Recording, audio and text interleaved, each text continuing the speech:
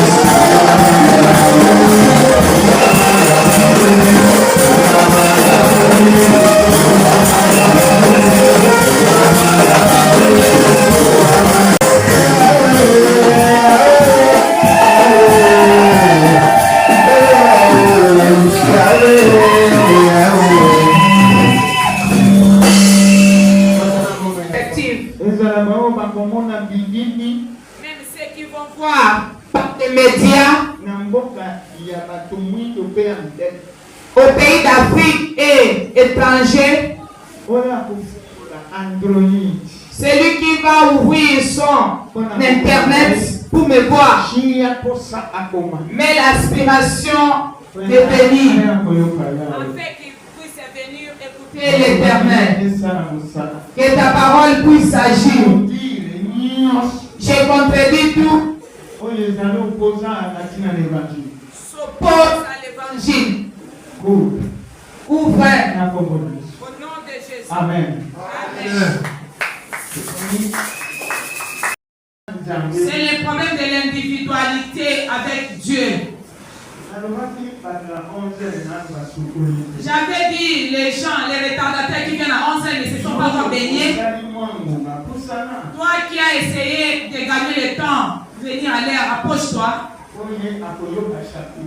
Parce que lui ne va pas entendre la référence biblique, ni le chapitre. Comme il a manqué la louange,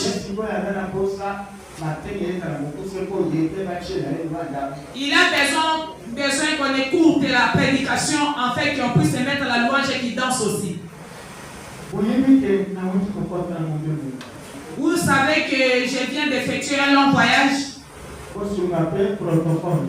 Aider aussi les services d'accueil.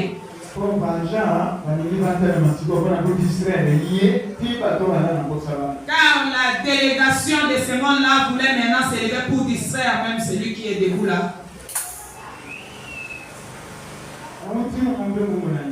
Je viens d'un long voyage. Mais chaque chose se fait à son temps.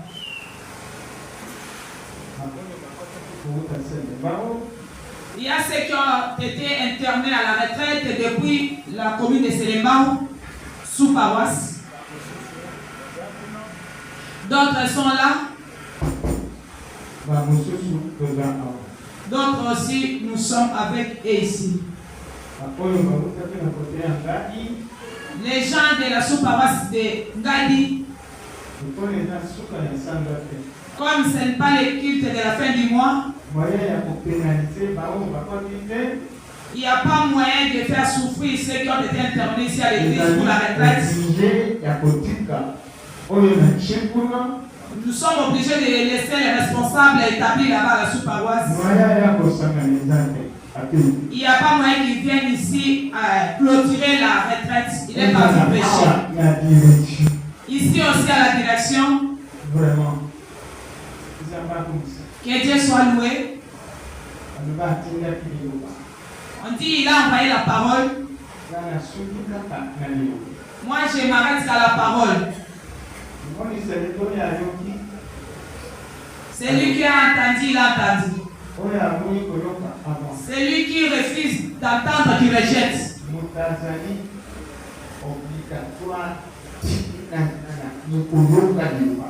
L'homme n'est pas obligé d'écouter la parole, mais qu'il soit libre. Ça dépend du signe dont le Seigneur a mis en lui. Je n'irai pas là-bas. Aujourd'hui, c'est la gloire. Gloire de la retraite. Ça a été dit beaucoup. Mais je ne vais plus faire l'introduction. Ce que tu as entendu comme introduction de développement, gardez. Car je fais la synthèse.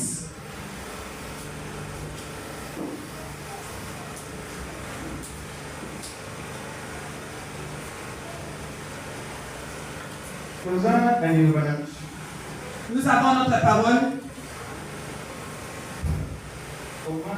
Les apôtres chapitre 17.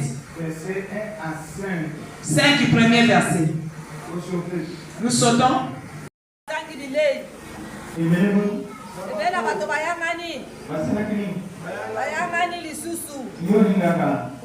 Aimerez-vous l'Assemblée? Abiangi baye kolina ye pe alobi na bango ete nazali koyokela ebele mawa Ebele mawa. Voulez-vous qu'on puisse avoir pitié de vous?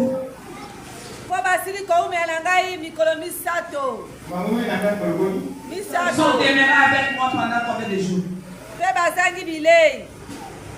Sokola kotinda bango na ndako na bango na nzala bakolemba na nzela pe ba mosusu balongwi mosika bayekoli bazongiseli ye ete tokoki kolesa bato oyo na kwanga awa na lisobe na nzela nini 5 atuni bango ete bozali na kwanga boni balobi ete sambo ye apesaki monoko na ebele ete bafanda na se.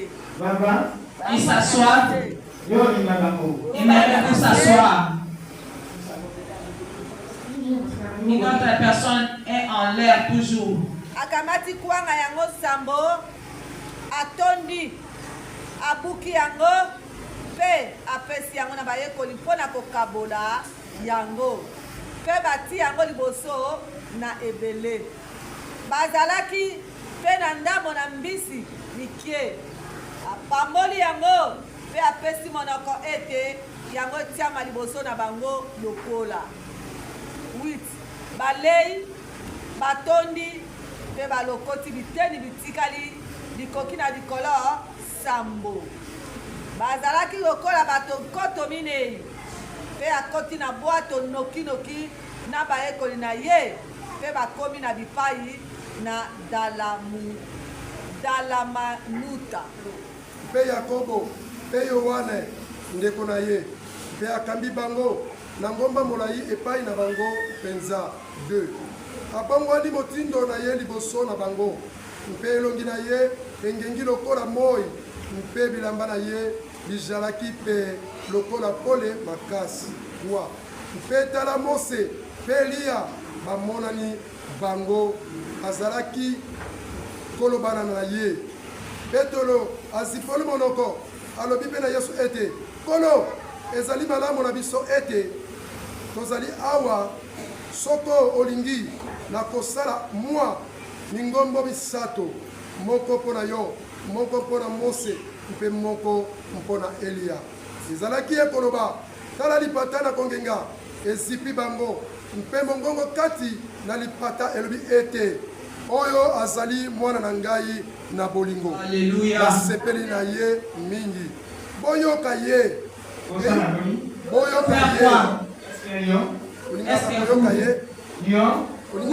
ye eyoki bayekoli bongo bakwei bilongi na bango mpe babangi na soma monene nde Yesu ayei mpe amami bango ye ete botelema bobanga mpe te itomboli bango miso na bango bamoni moto te bobele Yesu ye moko amen.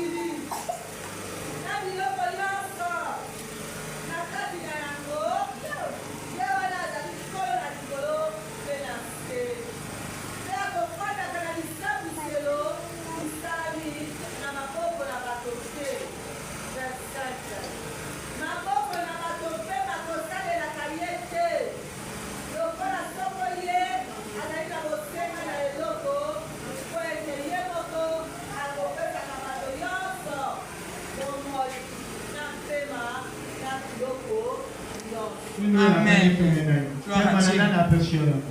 Qui t'a ton voisin qui t'a donné cette respiration? Même la bille que tu t'es Nipela qui t'a donné. Gloire à Dieu, gloire à Dieu, gloire à Dieu, gloire à Dieu.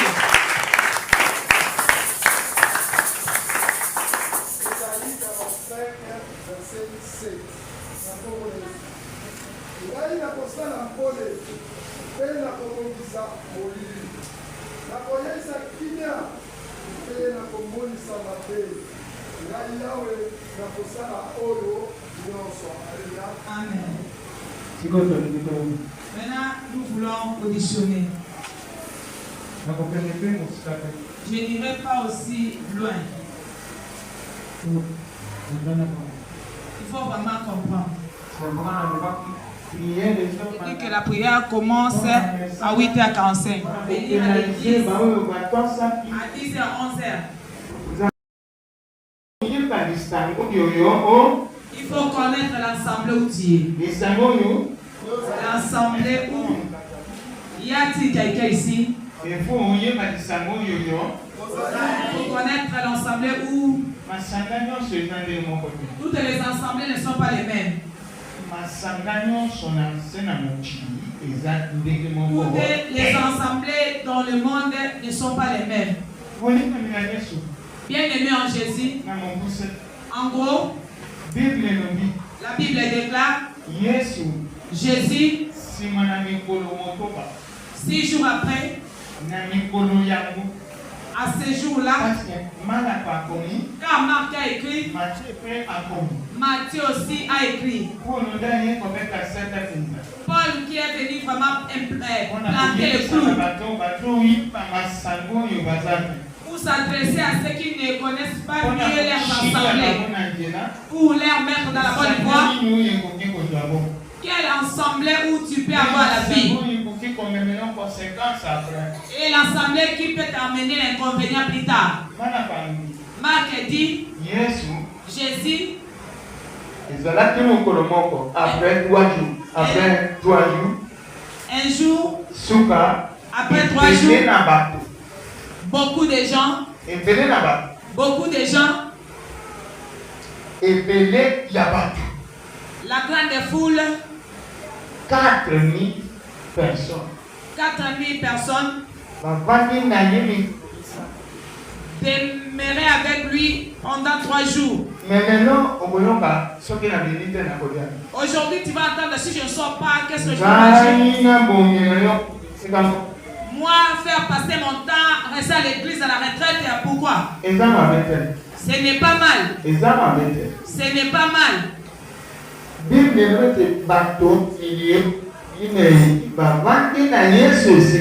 La Bible déclare que 4000 personnes demeuraient avec Jésus.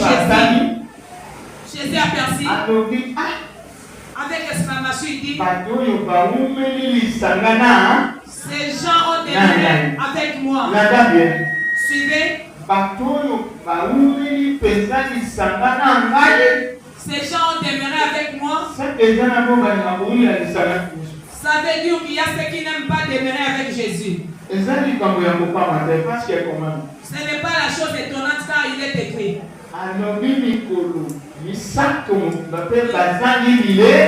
Il dit 3 jours complètes et manqua à manger. Et manqua à manger. Je ne peux pas les abandonner comme cela.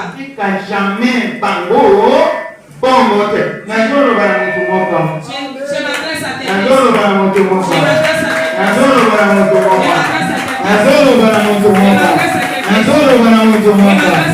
ici.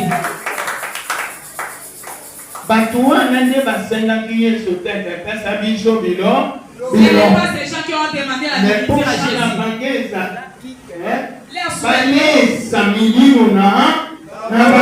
Ils nourrissent leurs âmes. Car là, il va améliorer. Si elle est il faut qu'il t'a lié la parole de Dieu.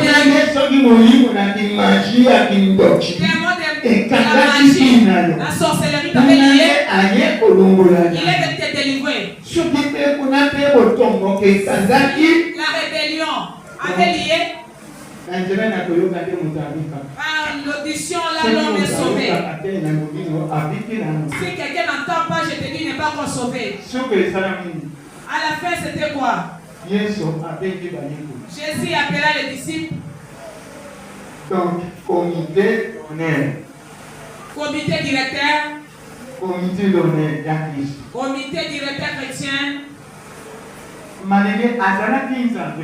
Quoi qu'il a été le divin, il peut dire à cet arbre de faire sortir la nourriture ici. Et ce bétail, il vient avec la nourriture ici. Mais voir. Nous donnons pour que le Seigneur vous multiplie. Il a dit aux disciples, avez-vous vu ces gens? Je ne voulais pas les laisser comme ça. Bien aimé, je vous dis, si le monde ne va vous laisser, et Jésus n'est pas encore abandonné, ne crains pas. La Bible nous dit quoi? Les disciples ont répondu à Jésus. Seigneur, tu nous dis de donner. Si nous avons quoi? Que nous amenions ça. Et qu'ils partagent à cette grande foule. Nous n'avons pas assez.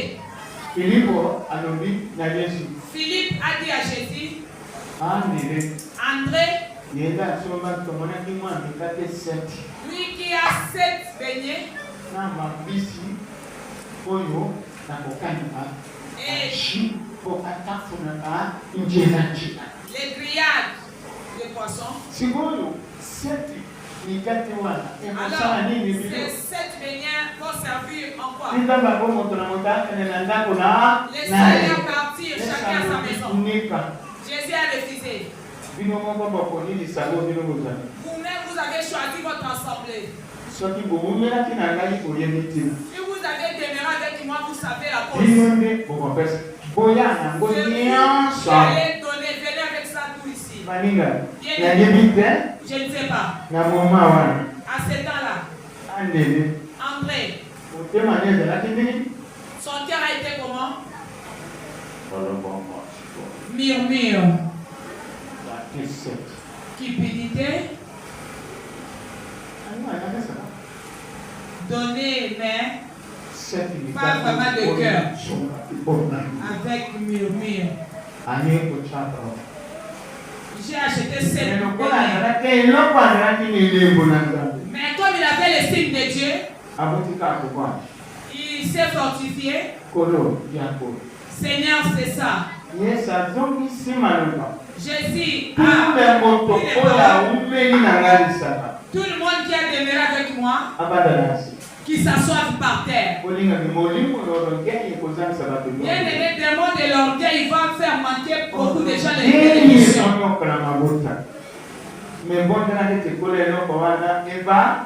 Prie que Seigneur, cela ne puisse pas demeurer pour malmener ma vie.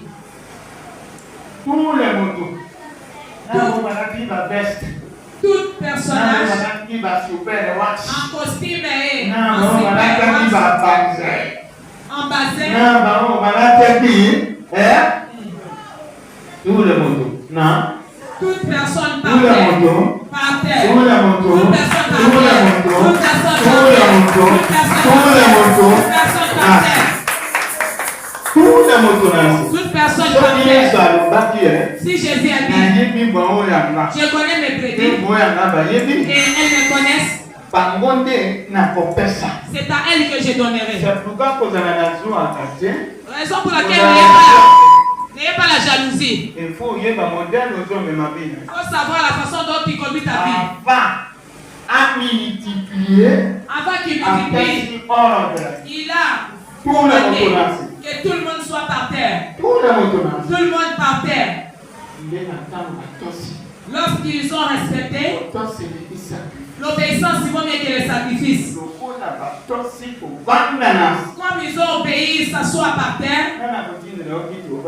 Qui va t'envoyer la chaise pour s'asseoir dans le désert? Tous par terre. Nous savons même ceux qui côtoient là-bas avec moi. Vous voyez des fourmis. Vous voyez des geckos et des serpents. En train de ramper. Toi tu viens t'asseoir. Tu ne sais pas quelle allure qui vient cet animal. L'obéissance n'est pas tout le monde. Il faut que le Seigneur touche. Et tous par terre. Jésus a dit amenez-moi les beignets. Amenez-moi les beignets. Ils l'ont amené. Il a poussé la main. Il a remis la main. Et là, il a remis aux disciples. Donné à chaque personne qui est assis par terre. Car j'ai la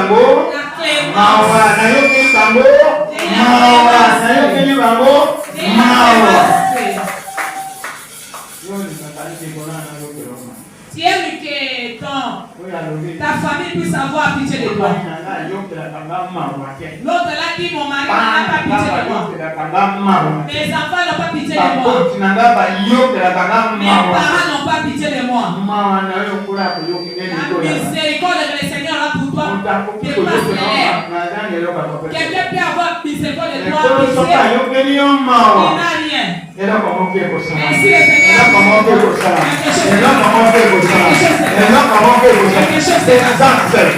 C'est la vérité. Il faut comprendre quelle assemblée tu es. Jésus a eu pitié. Il a eu pitié. À la fin, ils ont mangé. Il y a ceux qui disent hier, moi je n'ai même pas mangé. Mais si tu n'as pas mangé hier, ça dépend du programme divin. Si tu n'as pas encore programmé, tu n'auras rien. C'est lui qui programme pour nous. Ce n'était pas ses familles qui avaient demandé la nourriture. Mais lui-même qui avait eu cette idée. Ces gens ont pitié. Il faut qu'ils mangent. Mais celui qui a pitié pour toi pour qu'il mange, tu as eu la force. Tu commences à marcher. Tu choisis pour quelle assemblée il faut être. À cause de la nourriture que tu as mangé. Tu sais que ton manger là, c'est lui qui a pitié de toi. Toi, tu t'es changé. J'ai la force. Il faut que j'aille prendre de la poisson et l'ivoire selon mon bon gré. À cause de la force de la nourriture qu'il t'a donné à manger. Tu t'es encouragé. Moi. Nous sommes à ce coin-là. Là-bas. Il passe. Aujourd'hui, nous allons les faire pleurer. À cause de la force pour qu'il te donne à manger. Il t'a donné à manger pour ne pas entrer dans n'importe quelle assemblée. Bible dit quand ils ont mangé et ils se sont rassasiés. Bien aimés. Jésus donne vraiment des rassasiements. Il donne des rassasiements. Il donne des rassasiements. Est-ce qu'il y a aussi? Êtes-vous déjà rassasié? Il t'attend. Choisis quel groupe tu dois y être. Il y aura l'abondance chez toi. La Bible déclare. Ils ont mangé et se sont fait quoi? Lorsqu'ils ont mangé et se sont rassasiés, les ventres devenus bétonnants. Dans la mer, ça ne finit pas. Les ventres deviennent bétonnants. À la mer, ça ne finit pas. Vous voyez? Qui t'a dit que ils ont remis dans les paniers? Et t'as mis dans les paniers?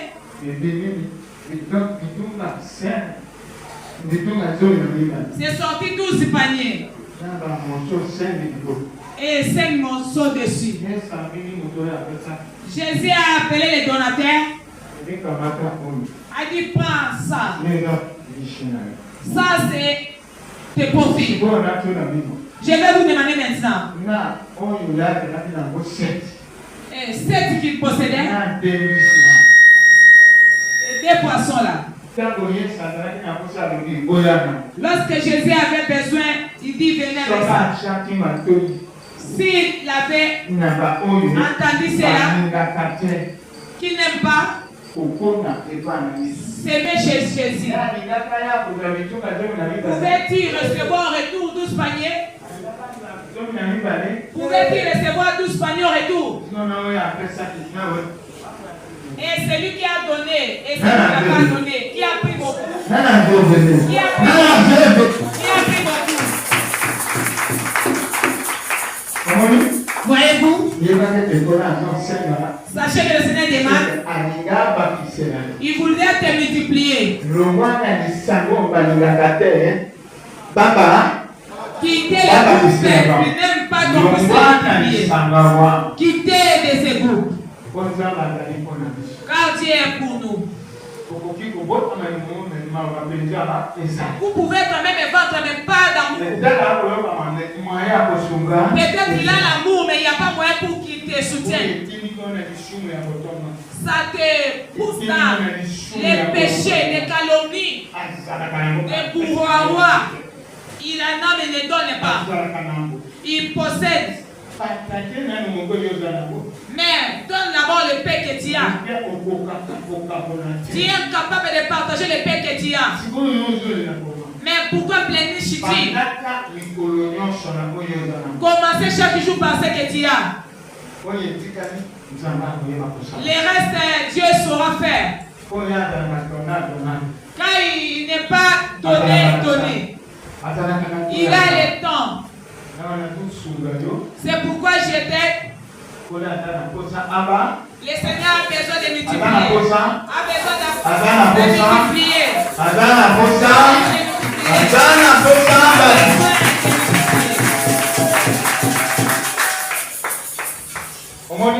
Vous voyez? Comment vas-tu te donner l'abondance? Là, ça devient. Là, c'est dans les livres de Deutéronome. Rapide. Deutéronome 5, verset 9 à 10.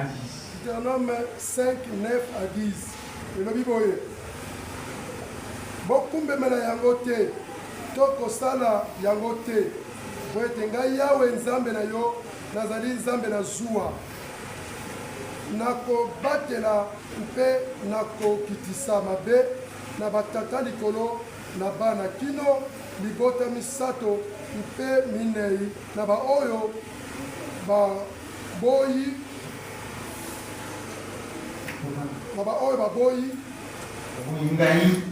ngai nde nakomonisa boboto na bato nkoto na nkoto baoyo bakolingaka ngai mpe bakotosaka mibeko na ngai. Amen. Vous attristez de ceux qui sont morts, je vous prêche par la parole du Seigneur. Nous qui sommes vivants, nous n'allons pas sortir le premier. Ceux qui sont morts, il y aura la trompette qui va sonner, même s'il est mort dans l'eau, ou au monde il sortira. Et à ce temps-là, le vivant qui fait sur leur vie chrétienne, il n'est pas pour se présenter, ils viennent pour entendre la parole de Dieu, s'apprêter. Et là, ils vont. Nous allons partir et nous raconter aux chrétiens qui étaient morts chez Jésus. Là, c'est dans l'Apocalypse. Ça sera un grand rassemblement, un dernier grand rassemblement. Un dernier grand rassemblement. Jadis, j'ai vu une grande foule. Une grande foule. Toutes les nations. Et j'ai vu l'agneau de Dieu qui s'est levé. Il commence à demander d'où vient ceci. Il a la voix est sortie. Il vient de la souffrance. Mais ils ne m'ont pas abandonné. Ils ont été mouillés par la pluie et accablés par la lumière. Lui-même, l'agneau sera leur lampe. Bien-aimé, ne joue pas de ta vie chrétienne. Ne te badine pas de ta vie chrétienne. Laissez ceux qui se badinent badiner. Ce qui arrive, cette souffrance-là dépasse celle que nous avons. La souffrance qui vient dépasse celle que nous avons. C'est pourquoi vous voyez, Matthieu a dit, les ciels s'est ouvert. Pierre a vu Jésus resplendir. Et Pierre s'exclamant qu'il y a des choses ici où je ne savais pas. À cet instant, je vais respecter les choses divines. Si d'autres ne bâtissent pas, moi je dois bâtir. Si d'autres se jouent, moi je respecte ça. Si d'autres se reculent, moi je ne me reculerai pas. Si d'autres murmurent, moi pas. Car je vis. Aviez-vous déjà vu? Si vous avez vu, vous allez comprendre la valeur de ces paroles. Si tu n'as pas encore vu ces révélations, tu entends comme un discours. Mais tu vas voir les faits plus tard.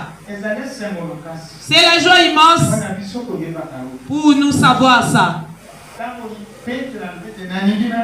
Lorsque Pierre a dit que je voulais bâtir, il y a eu la nuée qui vint et les couvrir tous trois. Lui-même, le Seigneur qui gardait la clé de cette porte. Pas moyen de sortir et d'entrer. Le Seigneur a fermé partout, toutes les portes,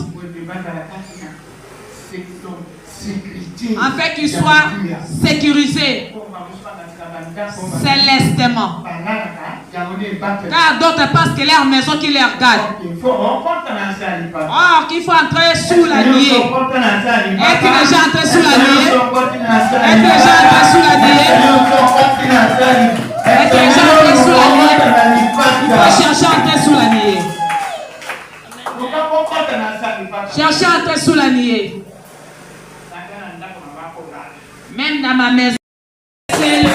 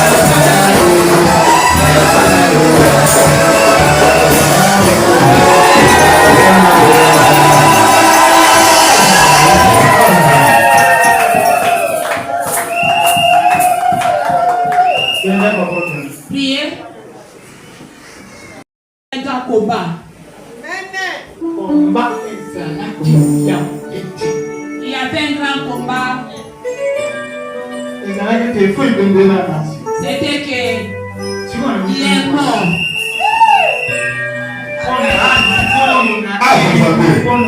Pourquoi cette haine? Comme je parle, ça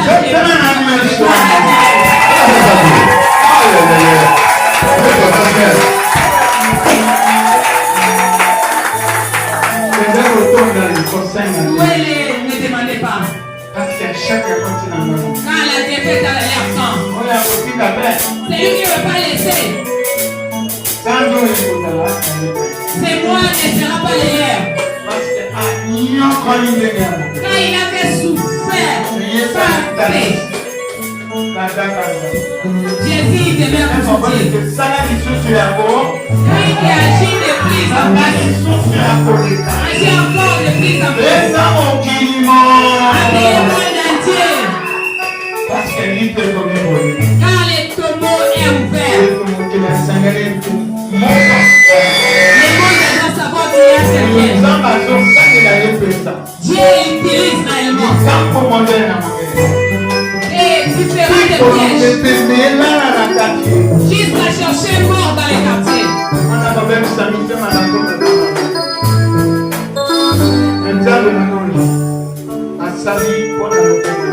Dieu désire faire pour sa gloire. C'est la joie.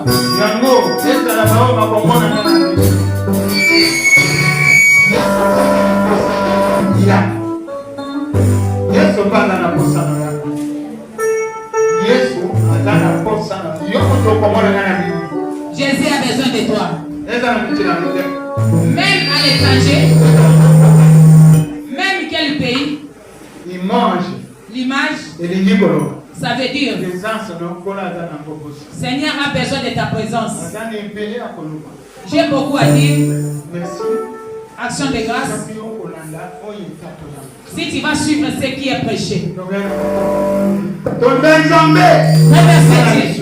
il puisse agir encore de plus en plus. Aucun opposant qui aura été il faut comprendre cette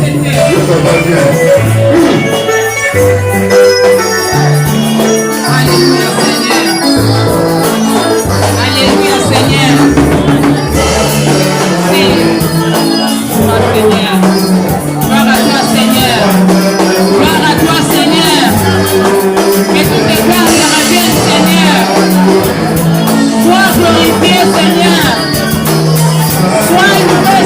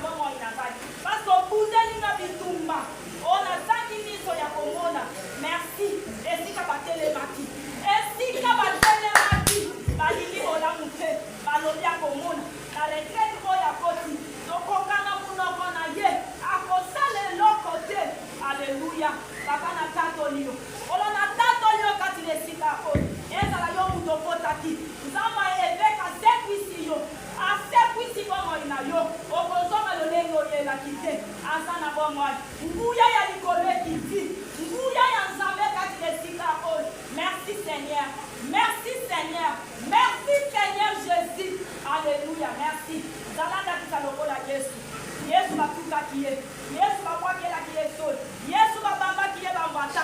Yesu batuka qui est merci. Aloba qui ni oniha. Aloba qui na mokolo na suka bokomona. Merci Seigneur. Kolo na tonio na oyo sali. Na nzela ya bapierre. Na nzela ya bambon. Na nzela ya bebibeli. Na nzela ya nyot. Kolo merci. Merci. Merci. Longola kaduto. Longola kaduto. Na maladi na yo wana. Nzambazana bomoi. Akosepisa yo. Merci Seigneur. Na semner oyo. Na mukumo tokoti. Merci. Ozonga simate. Parce que asi atelemi. Atelemi na mouya. Atelemi na puissance. Yani koloka tilesika oyo. Merci Seigneur. Merci Seigneur. Mosali na ngai. Mosali na ngai ebe. Na loba kakutu na moi. Kati lesika oyo. Ondela kapona mosali na yo dindo. Parce que ça petete. Et ça facilite. Merci Seigneur. Natondi yo. Natondi yo. Natondi yo. Natondi yo lisusi ya koleka. Na Kongo na Yesu. Bobetela yo maboko.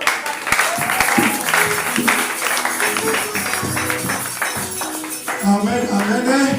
Kometeli marabara nzambe maboko makasi. Letela Yesu maboko makasi, maboko makasi. Haleluya. Amen. Zamba solokumo pona oyo etatola nipesali kala ndenge tolobaka par etikali lepa na yo par etikali lepa na ngai ya kotosa mpe kosalela oyo balobeli biso na banzi moko na moko na biso azwi par na ye batela tosa salela pete bolamu eza yelo bolamu eza yala amen toleki tokomi na ntango kotolela nzambe ofrande tokolobela nzambe tikati na oyo tokomisaki na kombo na yesu bayeli komesa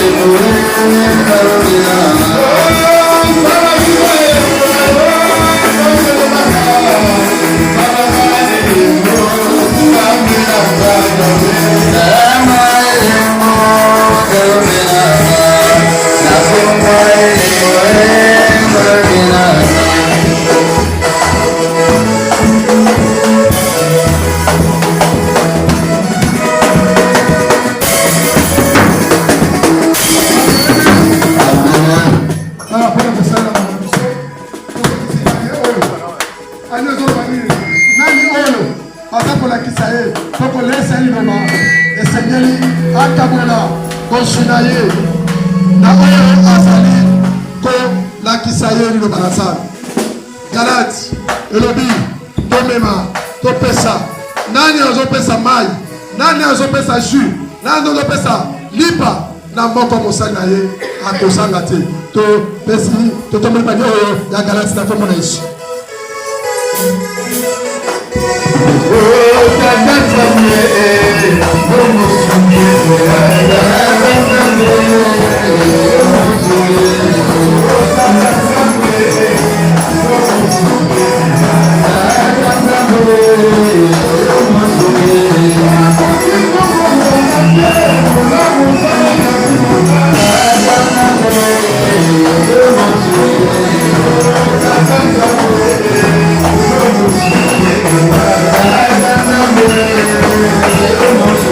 Yeah.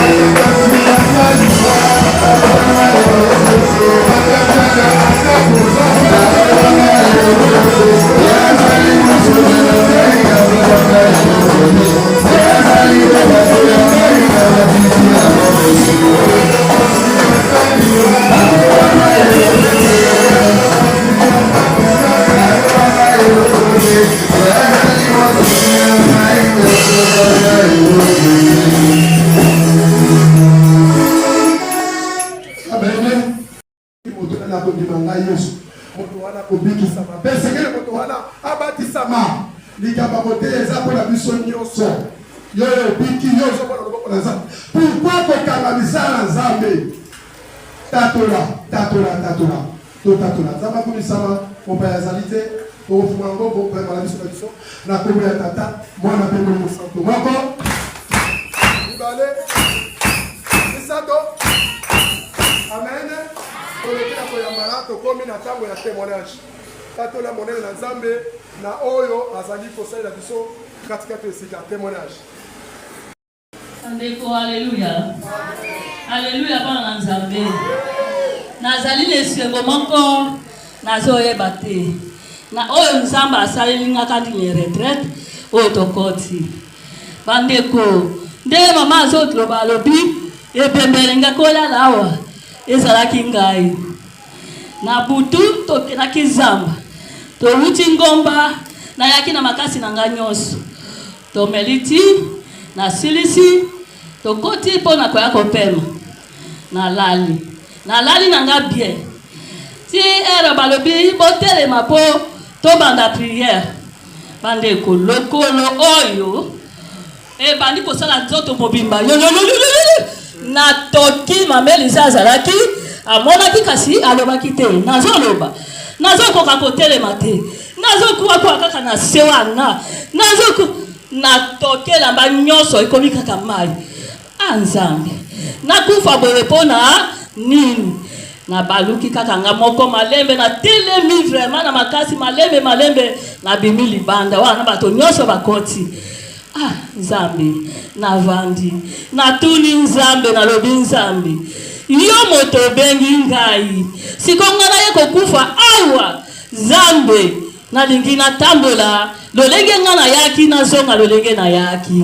Nzambe pesanga makasi nga na tambola bande to na vandi na yoki mulungu ane kiti na eko kota na kati ndo ba mututu bazali kolanda nga na koti na ndako na zimai na saki na koko na ngo na somela na makiti na toki mai na bini libanda na sopeli mai wana na bini lisusu na zimai na sope esprit mabadilia na nenda mamelis sama zo ibisanga dobi eske mamelis ko tabengio abinza merci na va ni babati na yoki malili wana ekoti na nzoto na yoki makasi na koti na taxi na bandi ko wolo prendre na bandi ko bondola ere mo koma covid ezui balobi ko botala na moniti ba pesi ka sani ya boye ya loso na poisson na tati na fungoli no bika zabo merci na kitisi na mama azoya mama azoya tozalaki basi di sato tozokanda mama soki tozokanda na toti na toso pandemo ni kuna namonaki mama alotaki na butu nde namoki mama ete mama azalaki na saki mama azalaki na saki nanga mama tikisaki abangi mama ali kokumbwa mama abangi kokende atunanga mama alite mama azalaki alobi mama ye wana ati mama likolo mama tikazokumbwa lokola ajeboye abindobangi wana nalokoti saki siko mama namakalobi pesa nasaki nabitela pesa yote na sini saki wana yango na sutuki mono ya lata wa yeko tutanga lokolo na yeko sutukwa bande kozamba sali makasi ne retreto papa meka mezalaki makasi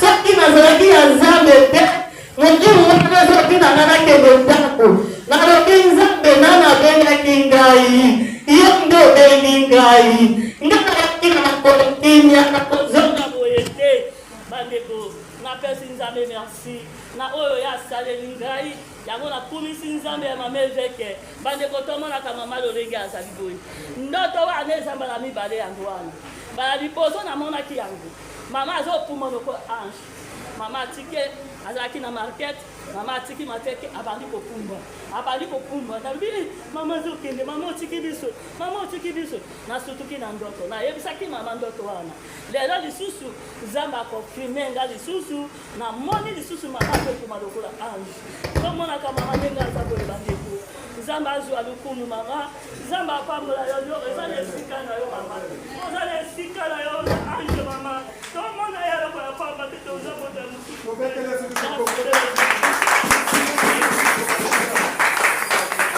nzambe na lola oyo toyaka ya efek aza nzambe asalaka minene mpe ya bikambo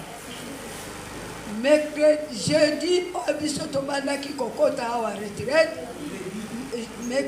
jeudi nawutaki na ndako na nga kimia naye na nga bien tokutani na mama mpe na bandeko mosusu tobanda kosolola kaka na ngonga oyo ekomaki nde tobonga masiko tokota elongo na yesu mpona kotatola monene ya nzambe mbala moko esika ngai navandaki kuna yango balobaka soki ozoya bongama koya lolenge ya nzoto te mpo oyeba eloko kokutana yango te ngai nakutanaki kasi baye kokuta oyo nga asalaka ya minene asalaka bikamwa balobi tolingi tokweyisa oyo atwetelaka tolo alobi basakoli nde bango wana tokowelela liboso toboma bongo tomemisa ye ngambo kasi nzambe na lola atelemi liboso na ngai ntango atelemi esika navandaki na papodo na mama Elize na maapepe tovandi bazomona ngai nde navandi nzoka mutu nazokende kokende nazokende nazoloba eloko te nazokende ka malembe na bana vandaki nango mbala moko nakwei nakwei nakoma kosanza na nga pema na nga esa nini ekangami nani alobi papodo yaka towelela mama Marie tolingi tozangela ye papodo alobi tika tobenga mama pepe alobi oyo toza nango eleki nguya nyonso ya kobebisa baproje ya mungu na satani babondele esili na mama Elize na mapepe na Nigret bango mine babandi kobonde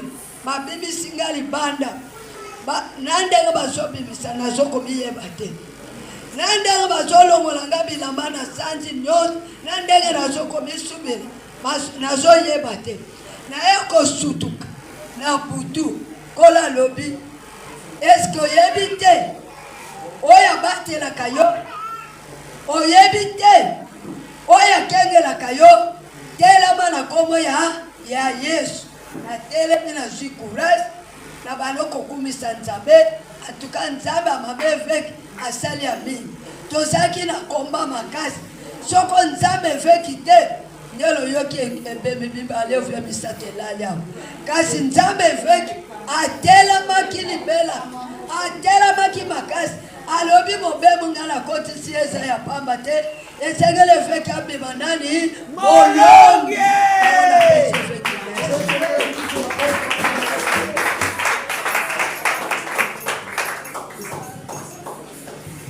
ndeko aleluya aye kotatola nzambe mama nazalaki sire te ebandeli ya retraite mpe ntina suka bon yesu kaka yango wana soki balobi ke baveye banini bosalaka neti te bomoni nakomi kondane ya echarpe mpona nini kokonda eza pete te lobi tomati ngomba kokita tozokita nazokoka te fièvre ya modele wana nga na bitonga te kisi te nakobika ndenge nini nga na benzambe sunga ngai tokei ngomba tobondeli nazokoka te masuba nazosuba moto tozongi komata ngomba mpe nazokoka te nga na biyesu aza na bomoi tokosala eloko moko te toye na ndako toye wana nga naleki nakelambela bana mwa eloko toye kozonga wana butu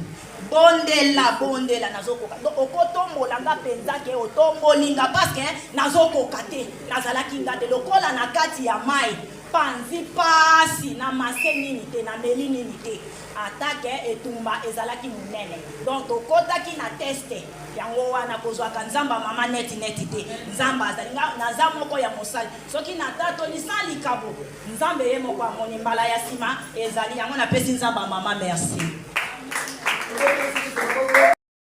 Tokota regrets oyo ezalaki mardi. Ezalaki mardi ba 18h ou ba 19h. Molimo mosanto yelingai sanda dola. Bana kutu baseka ngai. Bana bazoseka. Ngana yebisa ba yebinzambe te. Wana ba yebinzambe te bana bazoseka molimo mosanto yelinga na degré moko kusakana te. Mais orke ezalaki bitumbezo lekana kati etonga. Menzambe veke ndenga bundi yango na pesi nzambe merci ndenga bundi bitumba pe na tiaki mama eveki na mabonde likosakana te mukolo wana ezalaki mardi na ba 19h wana donc mabona zitamu la ya kobondela na toki na kotoka moti nzambe oza malamu na nyoso sali no na kumisa ke na sepelaki foto sango limo mosoki nzambe na sepelaka nzambe na oya talisaka nga soki problème ezate na kofana kobondela te mais soko moni pronani mabondeli yenga makasi c'est que problème ezali yango na pesi nzambe ya mama merci na nyonso asali na regret oyo aza malamu mpona ngai aza malamu mpona biso nyonso na kati ya lingomba tika kombo na ye tombama epuis na pesi mama mpe merci omoni kotambola tamboli bino bomoni nini sengaka nzambe apesa bino molimo mosantu nzambe afongolaka bino miso bomoni nini epa mama namoni mama eveke azalaki ye te mama eveke nzandalola azalaki lokola angelu ndenge namonelaki ye nzandalola nzambe akumisa mapenza nzambe aza malamu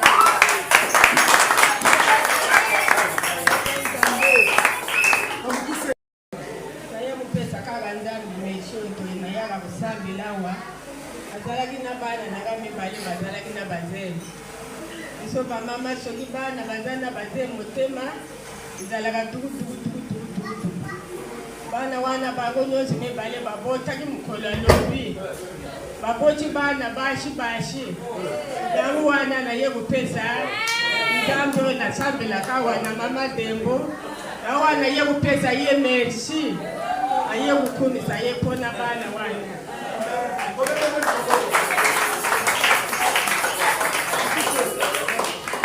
Alléluia. Vraiment, de bomoni ba mama ba otatola ezali sekite. Guys, na iso bananga na bot, banana kota na église, mama okokisa siko.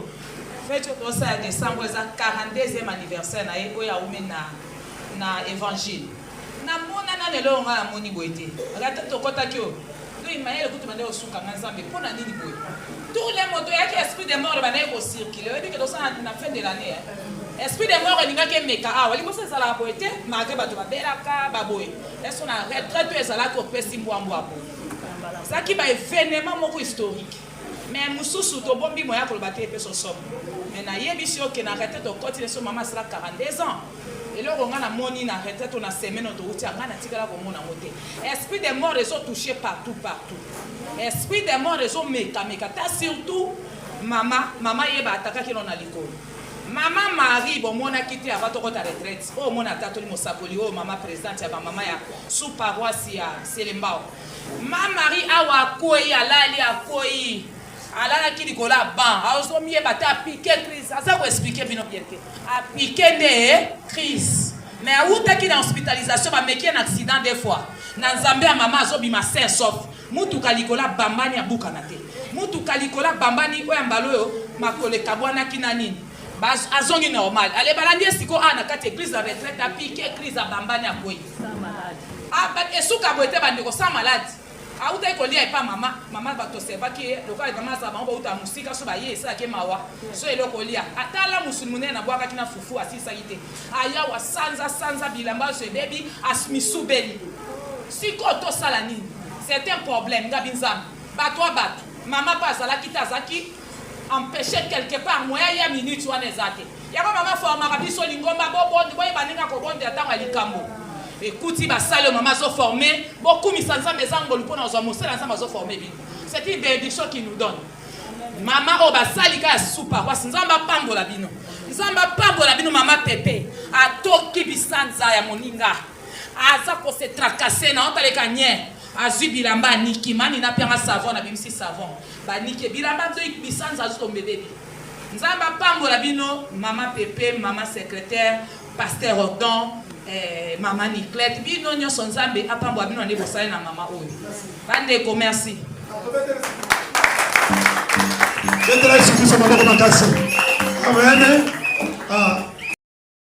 Merci parce que nous avons Amen. La présidente merci d'avoir salué les gars. La Mikolo ou Tikoleka, quand on a un livre, on parler sur la leadership. Et puis la leadership, on a un conseil à l'objet.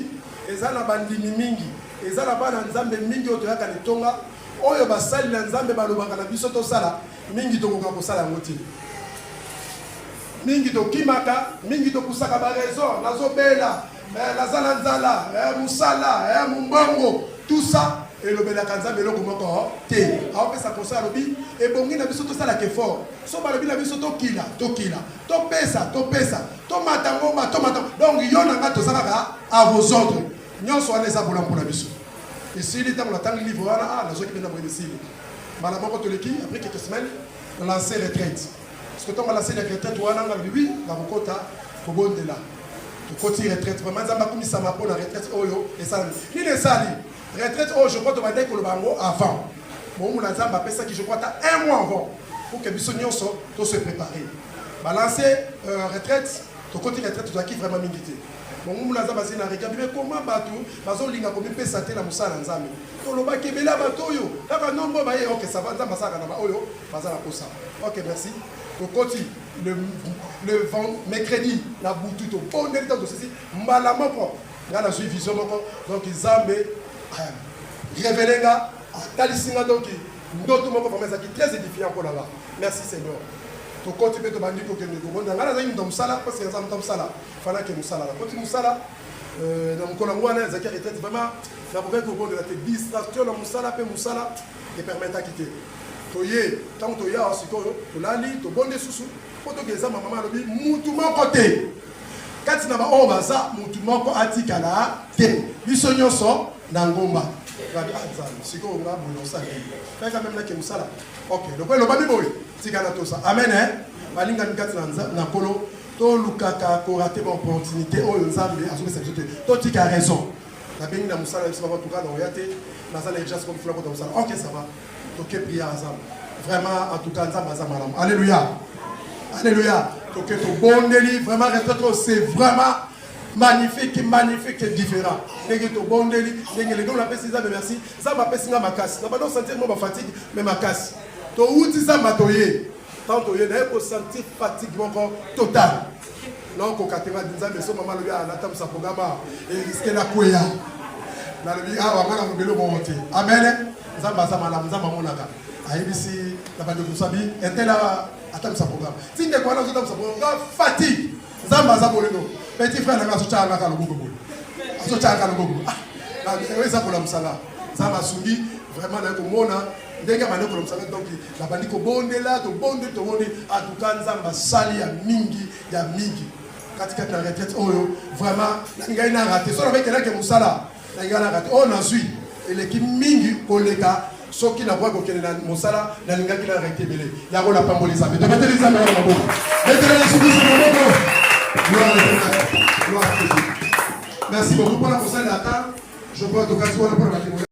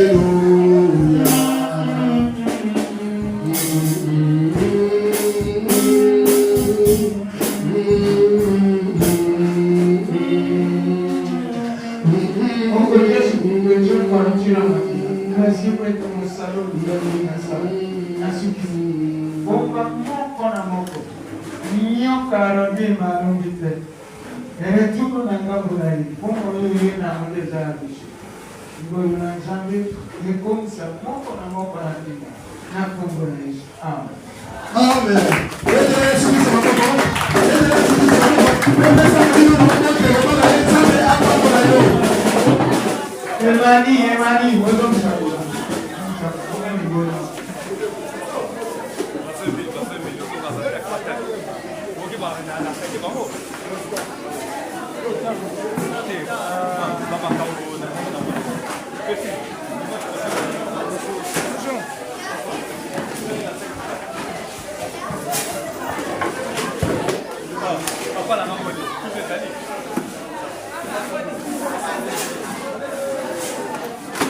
c'est bien.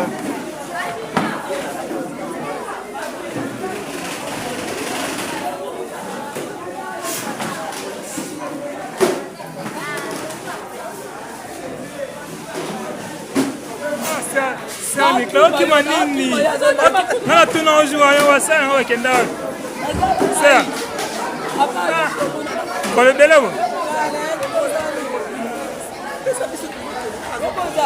Nazali c'est tu Nazali Nazali vie ouais ça va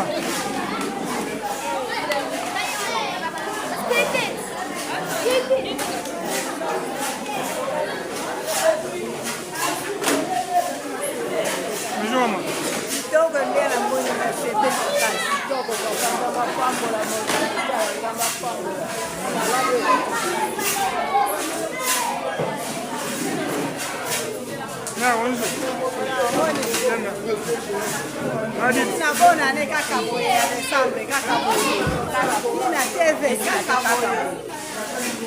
Bonjour. Bonjour. Bonjour, maman. Maman, bonjour. Non.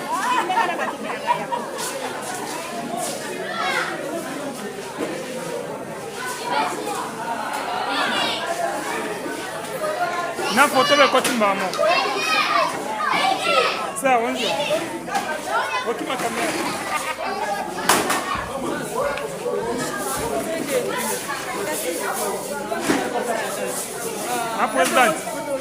Ma présidente, l'autre Kimi, on l'a été.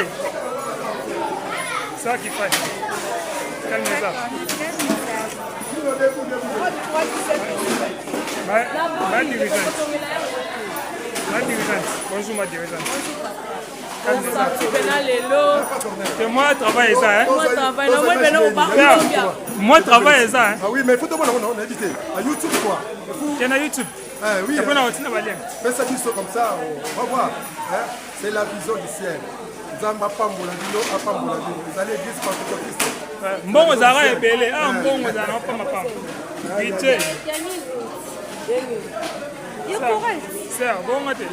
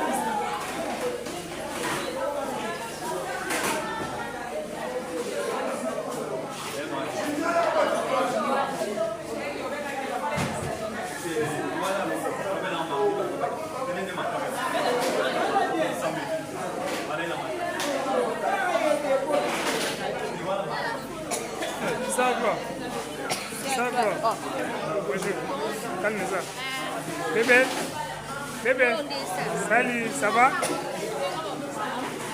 Ça va?